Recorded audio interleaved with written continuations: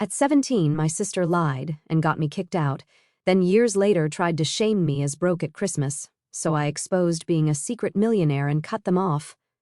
Hey guys, I'm 32, female, and I guess I'm finally ready to share this story. I'm not fishing for sympathy or anything, but maybe someone going through similar family BS might feel less alone reading this. When I was 8, everything in my life changed. That's when my sister, Lily, was born 2 months premature.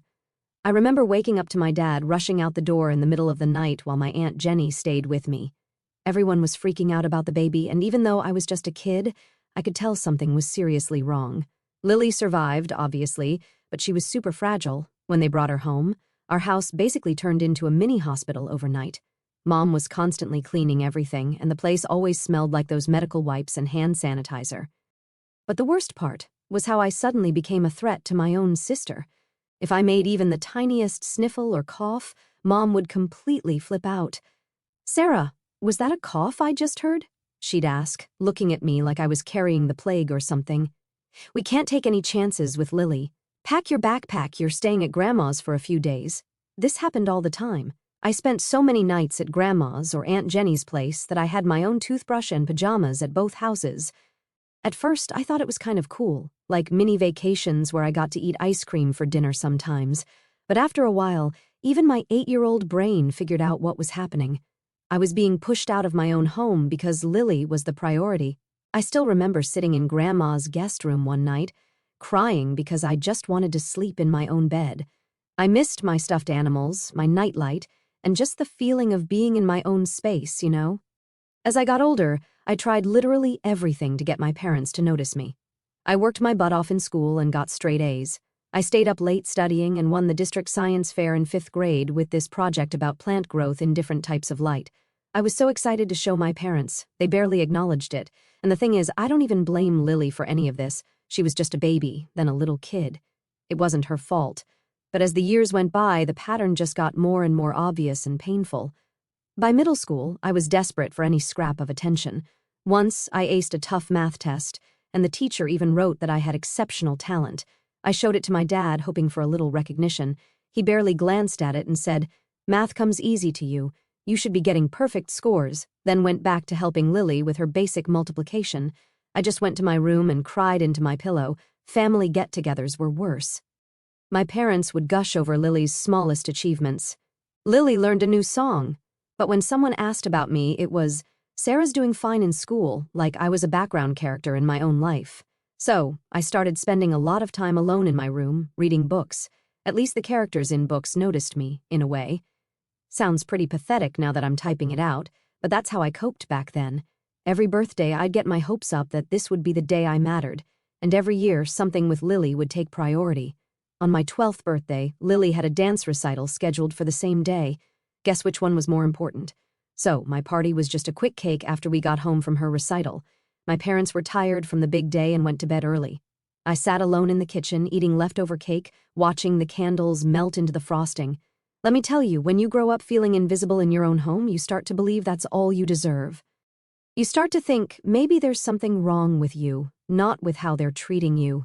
By the time Lily turned 7, she wasn't even sick anymore, like at all. Completely healthy kid, running around, no problems whatsoever. But my parents were stuck in this weird protective mode that they couldn't snap out of. And Lily, that kid figured out real quick that she had power over everyone. She wasn't dumb, she'd act all weak and pitiful whenever she wanted something, and it worked every single time. When we were in high school, Lily became a total drama queen, constantly making up stories about how I was mean to her or scared her. I mostly just tried to stay out of her way, but it didn't matter what I actually did. She'd make stuff up anyway because she loved the attention. The breaking point happened when I was 17. I came home from debate team practice, really tired and needing to study for a big test. Lily was playing really loud music in the living room, so I went to my room and closed the door. I didn't slam it or anything, just closed it normally because I wanted some quiet to study. About 10 minutes later, my dad burst into my room looking super angry. "What did you do to your sister?" I had no clue what he was talking about. Turned out, Lily had run to them crying, claiming I had slammed the door in her face and yelled at her to shut up. Complete lies, but they believed her instantly, no questions asked. They didn't even ask for my side of the story. Mom and Dad went ballistic. Dad ranted about how my hostility and aggression towards sweet Lily were getting out of control. Mom acted like I was some kind of threat, saying she was genuinely concerned for Lily's safety and that my outbursts had been building up for months. Outbursts? I barely even spoke at home anymore, but Lily had been planting seeds for weeks, twisting little things to make me look bad, like claiming I gave her dirty looks or that I was always in a bad mood. They weren't hearing me. I tried to explain, but it didn't matter. Lily stood in the hallway, arms crossed, that faint smirk just for me. She knew exactly what she was doing. Dad's face was red. Your hostility toward Lily is out of control. Hostility? I closed my door, I snapped. That's it. But of course, you believe her. You always do. She wouldn't lie about something like this, Mom said sharply. I let out a cold laugh. She lies all the time, but you're too blind to see it. She's been playing you for years. You're just too desperate to have your perfect little princess to care. Dad's jaw clenched. Watch it. No, you watch it, I fired back. It was the final straw for me. You've made it pretty clear who you actually care about. It's her, always her. I could disappear tomorrow and you wouldn't notice until it made things inconvenient for Lily. Mom flinched, but Dad's face twisted in rage. That's enough. I wasn't done. You're pathetic, I spat, the words burning in my throat. You don't care about what's true. You just want things to be easy. You let her walk all over you and I'm done pretending like you're anything but weak for falling for it. The silence that followed was thick. Dad's face darkened, his fists clenched at his sides. Get out, he said, low and dangerous. Get out of my house. I blinked, frozen for a second. You're serious? I don't want you here anymore. He pointed to the door. Go. I was 17 when Dad kicked me out. I didn't have time to think, let alone figure out where to go. I shoved whatever I could into my school backpack and gym bag, leaving most of my stuff behind. Books, photos, everything. I thought about going to Grandma's, but it didn't feel like an option. She was always kind, but she never pushed back against my parents.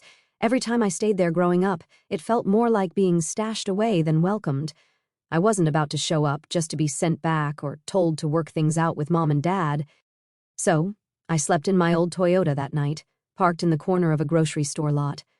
I sat there until 3 a.m, staring at my phone, waiting for them to call and say it was a mistake, that I could come home. The call never came. That first night turned into almost 4 months of living in my car. I'd park in different spots each night, behind stores, in quiet neighborhoods, anywhere I wouldn't get noticed. I used the showers at school after gym class, did my homework in the library until they closed, washed my clothes in public bathroom sinks, and dried them on my car's dashboard when it was sunny. The worst part was, this was during winter. January through April, freezing freaking cold. The heater in my Toyota barely worked. I'd sleep in all my clothes with these blankets I got from Dollar Tree. Still, I'd wake up shivering, seeing my breath inside the car. Some mornings, there was actual frost on the inside of my windows, but I still went to school every single day, never missed a class, kept my grades up. I was determined to not let them ruin my future, too. My parents never called to check if I was okay. Not once in those months. They didn't care if I was literally freezing to death in a car somewhere. Meanwhile, I found out through social media that they had already turned my bedroom into a hobby room for Lily, with a new desk and art supplies. They posted pictures of it on Facebook, like I never even existed. I tried to hide that I was homeless, but it's really hard to keep something like that secret. My clothes started to smell, no matter how much I tried to wash them in sinks. I was always tired from not sleeping well. One day, I fell asleep in English class and my teacher kept me after to ask what was going on. I broke down crying right there, just couldn't hold it together anymore. She called in the school counselor, and they figured out I'd been living in my car for almost 4 months. The counselor helped me get into a youth shelter. It wasn't great, noisy, kind of rough, with strict rules about when you had to be in and out. But at least it wasn't freezing in there. At least there were real showers and a place to do laundry. I stayed at that shelter until I graduated high school. Despite everything, I maintained a 4.0 GPA. I was even named valedictorian. No one from my family came to the ceremony. I gave my speech to a crowd of strangers' parents talking about perseverance and overcoming obstacles while trying not to break down. After the ceremony, I watched all these other kids hugging their families, taking pictures, celebrating. I just went back to the shelter alone. Getting my college acceptance letter was honestly the best day of my life up to that point. Full scholarship to State University, covering tuition and dorm housing. I literally sat down on the floor of the shelter and cried when I opened it. Some of the other shelter kids made fun of me for crying over a letter, but I didn't care. This was my ticket out. I moved into the dorms that August with everything I owned fitting into 2 garbage bags. My roommate, Jessica, took one look at my stuff and was like, "That's all you brought?" I just shrugged and said, "I like to travel light. Wasn't about to tell this random girl that I was basically homeless before college." College was hard, but not just because of classes. I had to work 2 jobs while taking a full course load. The scholarship covered the basics only. I got a job at the dining hall, which was actually pretty sweet because I could eat for free during my shifts. Also worked at the campus library 20 hours a week.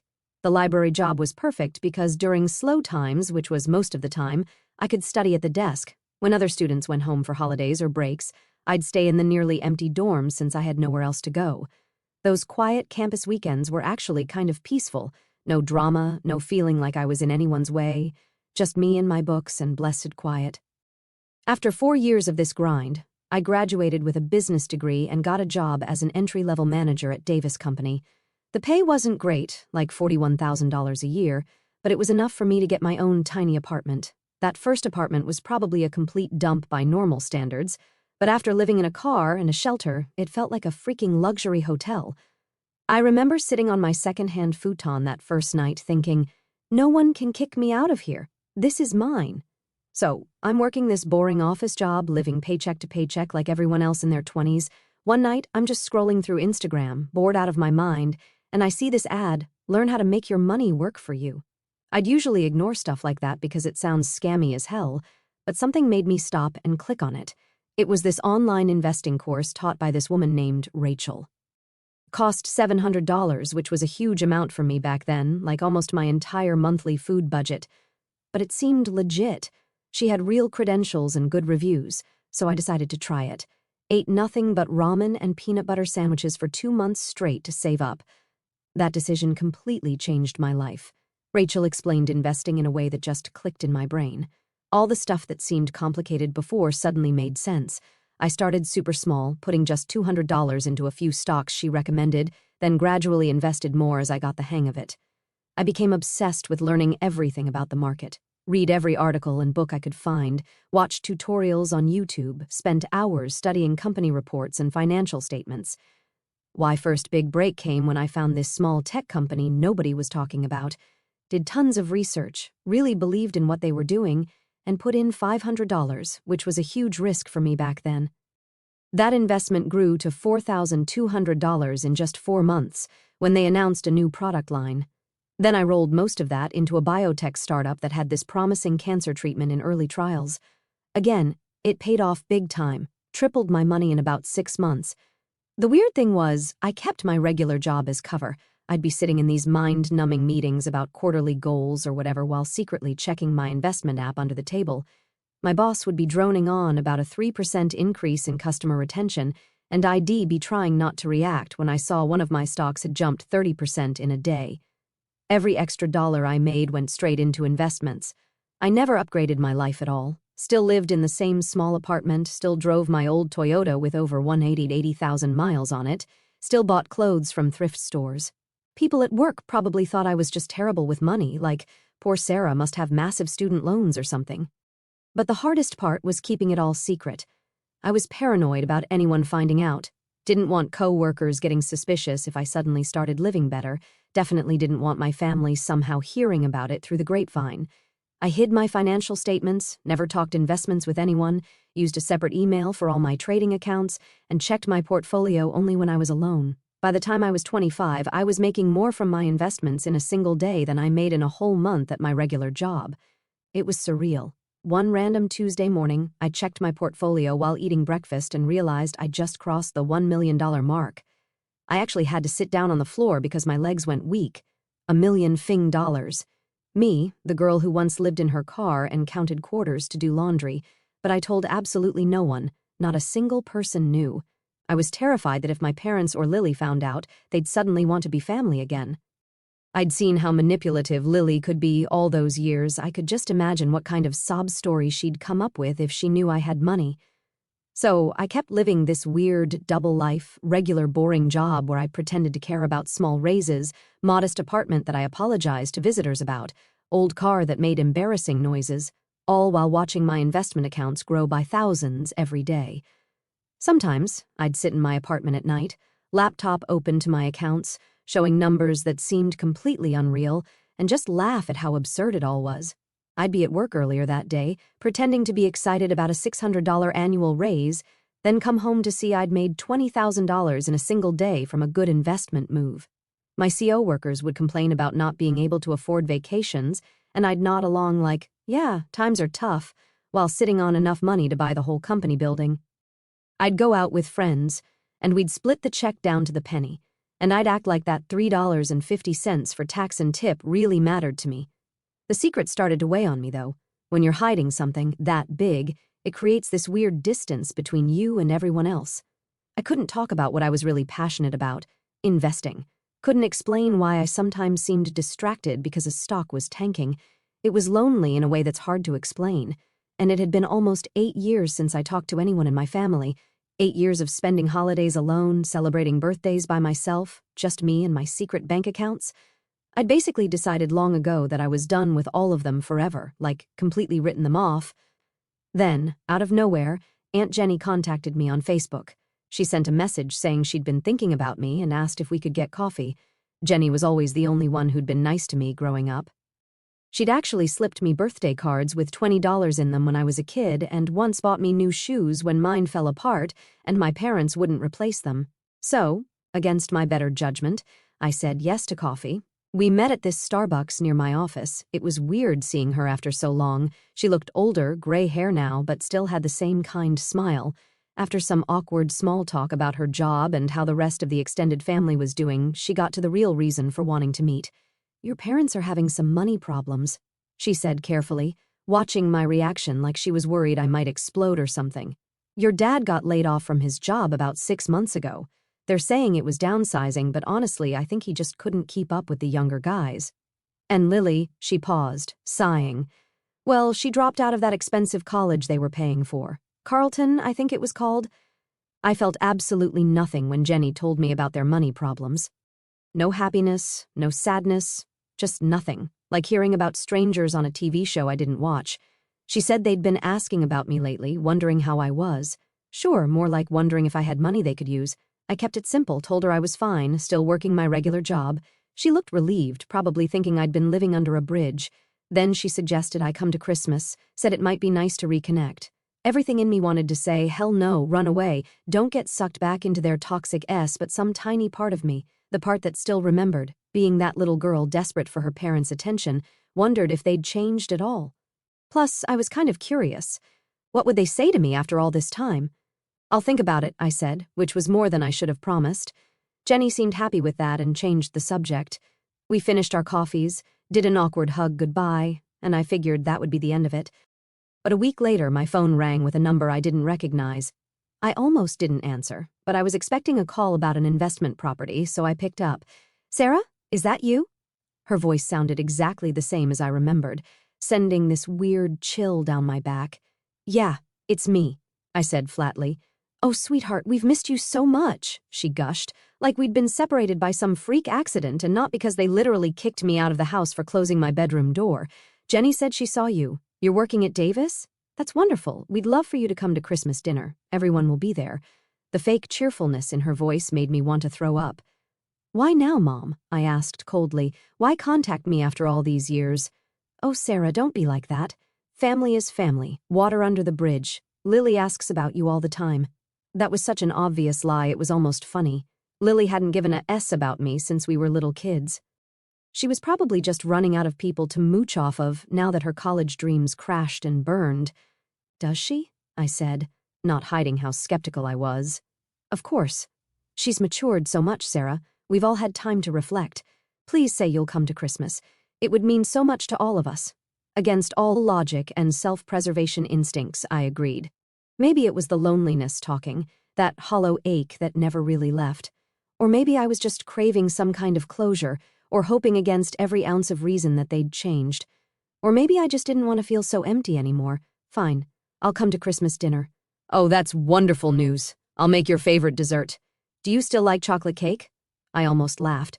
My favorite dessert had been apple pie since I was like 10. She didn't even know the most basic things about me. Sure, chocolate cake is fine, I said. No point in correcting her. I hung up, feeling weird. Later, Sarah, honey, we're in a bit of a tight spot, Mom said, trying to sound casual. The mortgage is behind, and with Lily's student loans. And there it was, the real reason for the family reunion. Not we miss you or we're sorry we were terrible parents, just we need money. How much? I asked coldly. Just $33,000 would help us get through this month, she said, trying to sound desperate but also entitled. Like I owed them this. We'd pay you back, of course, once your father finds a new position. I thought about my investment account, now worth over $7 million. I thought about freezing in my car all those winters ago. I thought about them turning my bedroom into Lily's hobby room while I was literally homeless. Part of me wanted to tell her to go to hell, but another part wanted to see how this would play out. Would they actually be grateful? Would they finally see me as valuable? Or would they just take and demand more? I can send $1,500, I said. That's all I can spare right now. A complete lie, obviously, but I wanted to see their reaction to getting less than they asked for. She sounded disappointed but accepted. That would be helpful. Thank you, Sarah. I set up a monthly transfer, telling myself it was just an experiment, just to keep an eye on them. But honestly, some broken part of me still wanted them to finally see me, to finally be proud of me, to treat me like I mattered. The transfer went through the next day.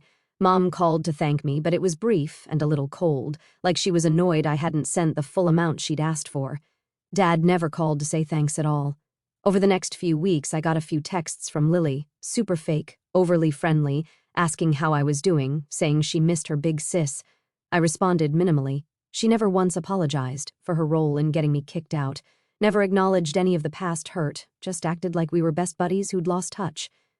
One night, she texted, "Oh my God, did you hear? Dad's car broke down. They can barely pay bills already, and now this. So stressful for all of us." The hint was about as subtle as a brick to the face. I didn't respond. As Christmas got closer, I started getting more and more anxious. What was I walking into? Was I being an idiot? Was this some elaborate setup to get more money out of me? I almost canceled a dozen times, but I was also curious. Part of me wanted to see their faces when they realized I wasn't the desperate, broken girl they'd thrown away. I had a stable job, my own place. I was doing just fine without them. That would be satisfying, at least. When Christmas Day arrived, I sat in my car outside my parents' house for like 15 minutes, seriously debating whether to just drive away. My stomach was in knots, but I finally forced myself to get out and walk to the door. Standing on their porch, I almost turned around and left like 3 separate times, but I rang the doorbell. Mom opened it, looking older but basically the same. "Sarah, you came!" She gave me this awkward hug that I didn't return, just stood there like a statue while she wrapped her arms around me. The house was full of relatives I barely remembered. Aunt Jenny gave me a genuine smile from across the room. Everyone else just looked uncomfortable, like they didn't know what to say to me. A few cousins I hadn't seen since I was a teenager gave me these weird, pitying looks, like I was some charity case they had to be nice to. Lily was sprawled on the couch, scrolling through her phone. She'd put on like 30 pounds since I last saw her and had that permanently annoyed expression of someone who's used to getting their way all the time. When she saw me, her eyes narrowed. "Well, look who it is. Still wearing the same cheap clothes, I see," she said, eyeing my outfit. I was wearing a simple sweater and jeans, nothing fancy, but not exactly rags either. "Nice to see you too, Lily," I said flatly. Dad nodded stiffly from his recliner. "Your mother says you've been helping us out financially. That's good." I just nodded. I didn't know why they were acting nice exactly, but I'd been sending them $1,500 a month for 3 months now, curious to see if it would change anything between us. Dinner was this weird performance. Mom made a big show of serving me first, making comments about how wonderful it was to have the whole family together again. But every other sentence was about Lily. Lily almost finished her degree, you know. She's just taking a little break. Lily's been offered several positions. She's just waiting for the right opportunity. I noticed Lily watching me closely whenever money came up, like when Dad mentioned their roof needed repairs or when Mom talked about Lily needing a new car for job interviews. She was studying my reactions, probably trying to figure out exactly how much money I had. I kept my face neutral, just nodding sympathetically, like any normal person with a modest income would. After dinner, Mom brought out a chocolate cake. "I made your favorite," she announced proudly. I didn't correct her that my favorite had been apple pie since I was 10. I just thanked her and took a small slice. That's when Lily started in. "So Sarah, how's that tiny apartment of yours? Still in that sketchy neighborhood? She asked. It's fine, I said. And that old Toyota, still running? Must have, 200,000 miles on it by now? She pressed, a mean little smile playing at her lips. Something like that. Must be hard. Barely making ends meet at your age, she continued. I mean, you're 32, and still just an office drone? I could feel where this was going. She was trying to embarrass me in front of the whole family, trying to make herself look better by comparison, even though she was the one who dropped out of college and was living with our parents. I manage, I said simply. She laughed, but there was no humor in it. Yeah, you're managing so well, you can only afford to help Mom and Dad with $1,500 a month. Do you know how insulting that is? They asked for $3,000. They need $3,000. Aunt Jenny tried to intervene. Lily, that's not appropriate dinner conversation. No, I want to know, Lily cut her off. I want to know why she's being so stingy when our parents are struggling, when I have student loans crushing me, when we could lose this house. Mom looked uncomfortable. Lily, please, Sarah is helping as much as she can. Is she, though? Lily's voice got louder. Look at her. Always been cheap, always pinching pennies with those second-hand clothes and that discount haircut. She's obviously holding out on us. She could help more, but she's just being selfish. It's pathetic. Lily, that's enough, Dad said, but without much conviction. But Lily was on a roll now. I know how much you make, Sarah. You can definitely afford more than $1,500 a month. You're just being selfish. The table went quiet. I realized Lily had planned this ambush all along. How much do I make, Lily? I asked calmly. You said you looked me up, so tell everyone exactly how much I make. She faltered slightly before regaining her confidence. Like $55,000 a year, which means after taxes and your cheap apartment, you should have plenty left over to actually help your family. I nodded slowly. Interesting math. It's not math, it's fact, she snapped. You're holding out on us, probably saving for some stupid vacation while Mom and Dad might lose their house. Mom jumped in. Sarah, we don't expect you to solve all our problems, but if you could maybe increase your help just a little. And there it was, the whole setup. Lily had convinced them I was being stingy, holding back money I could easily give them. You know what? I said, standing up. I need my laptop from my car. I want to show you all something. I went out to my car and grabbed my laptop. When I came back in, Lily had a smug look on her face, probably thinking she'd embarrassed me into coughing up more money. I sat down, opened my laptop, and logged into my investment account. Then I turned the screen toward them, showing the balance, $7,243,158.65. This is what I've built while you all thought I was just scraping by at some office job. This is what I've accomplished with zero help from any of you. The silence was deafening. Mom's face went white. Dad's mouth hung open. But Lily looked like she'd been slapped. She stared at the screen, then at me, then back at the screen. Lily was confused as hell. That's impossible. You drive a Toyota, you shop at Target, she said. I grinned. Yeah, because unlike some people, I don't treat money like Monopoly cash. See, I learned that it's smarter to invest in my future, not drop out of an expensive college and expect someone else to pick up the bill. Mom's brain must have rebooted because she suddenly slapped on this weird, overly excited smile. Oh, Sarah, this is just wonderful news. We always knew you'd do well, always said you'd make something of yourself. Dad nodded like a bobblehead. That's my girl, always had a good head for business. Yeah, sure, Dad, you were probably just telling the neighbor last week how proud you were of me while asking if they knew a good pawn shop. Lily was still staring at the screen, and I could practically hear the math equations flying through her brain. She finally looked up, her eyes shining with that special kind of greed that belongs on a documentary about gold diggers. We're family, Sarah, she said, and her voice was all soft and sweet, like she was auditioning for a Disney princess role. Family supports family, and I've been having such a hard time. Oh, family? I tilted my head. Funny, I don't remember being family when you lied and got me kicked out at 17, or when I was freezing my a-hole off in my car while you were redecorating my bedroom. Must have missed that group hug. That was years ago, Lily whined. I was just a kid. You were 15, Lil, I said, tilting my head, old enough to know the difference between helping Mom and throwing me under the bus for your own gain. Congrats, though. You really nailed it. I turned to my parents. And you two believed her over me, no questions, just tossed me out like last week's leftovers, didn't even check if I survived. But, oh, now that you think there's money, suddenly I'm family again. Touching. Mom's tears were instant, impressive, honestly. "We made a mistake," she sniffled. "But we can fix this. We can be a real family again." I chuckled, slow and cold. "A real family?" "Yeah, because nothing screams love like showing up after 8 years to ask for cash."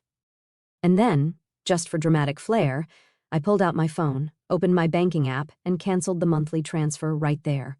"Oops, looks like you'll have to find someone else to leech off. I'm done." Lily's sweet act dropped faster than my patience. "You selfish witch," she yelled, "after everything we've done for you." I was baffled, like I needed a minute to process the audacity. "Everything you've done for me? Like what? Kicking me out? Turning my bedroom into your art studio before my side of the bed even got cold? Or was it the years of zero apologies and radio silence while I survived on instant noodles and library Wi-Fi?" She opened her mouth, but nothing came out, just some incoherent sputtering, which was about as much as I expected. I shut my laptop with a loud snap and stood up. "I'm leaving. Don't call me, don't text me. In fact, pretend I died. It'll be easier for everyone." I made it halfway to the door before Mom came running, her hand reaching for me like she could physically pull me back into their web. "Sarah, wait. We're your parents. You owe us." I turned, smiling coldly. "I owed you nothing when you threw me out like garbage. I owe you even less now. Dad, never wanting to be outdone, called after me, 'You ungrateful little—'" I spun back so fast he shut up mid-sentence. "Ungrateful? For what? For being kicked out? For freezing in my car while you redecorated my room? For being ignored and discarded for 8 years until my bank account got interesting? No apology, just blank, guilty stares."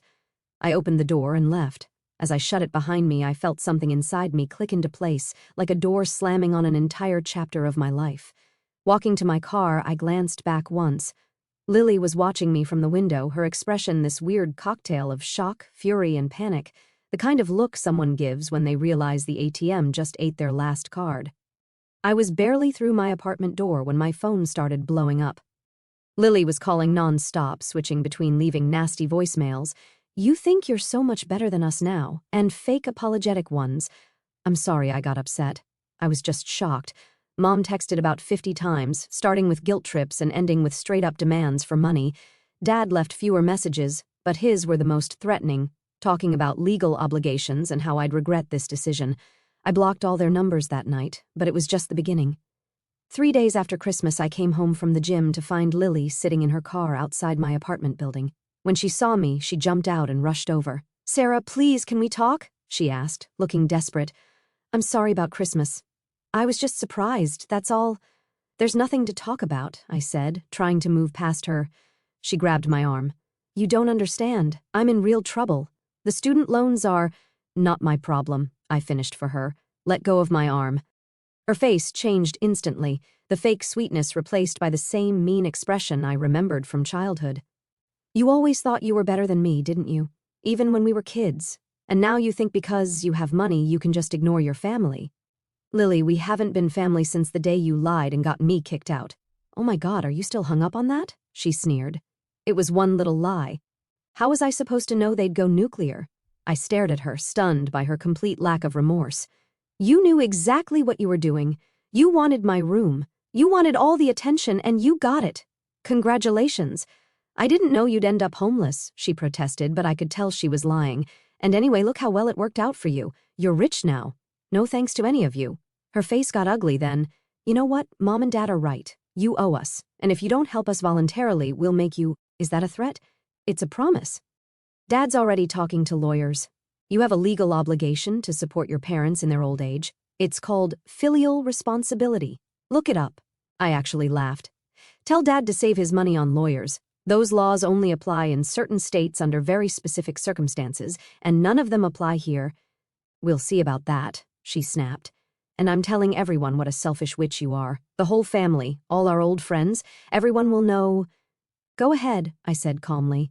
"Tell them I won't give my abusive parents money. Tell them I won't fund your dropout lifestyle. See who actually cares." After she stormed off, their campaign didn't stop. Mom went on Facebook with a dramatic post about her troubled daughter abandoning her struggling family, playing the victim card hard. Dad actually consulted a lawyer, but when he was told he had no legal claim to my money, he switched to threats, saying he'd report me to the IRS for hiding assets, which I wasn't. Every penny was legit and taxed. That was my last straw.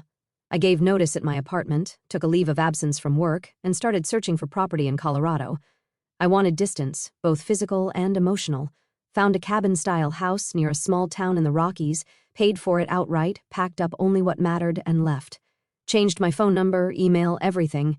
The day I drove away felt like my first real breath in years, like I'd finally stepped out of the shadow they'd kept me under. In Colorado, life started to feel real again.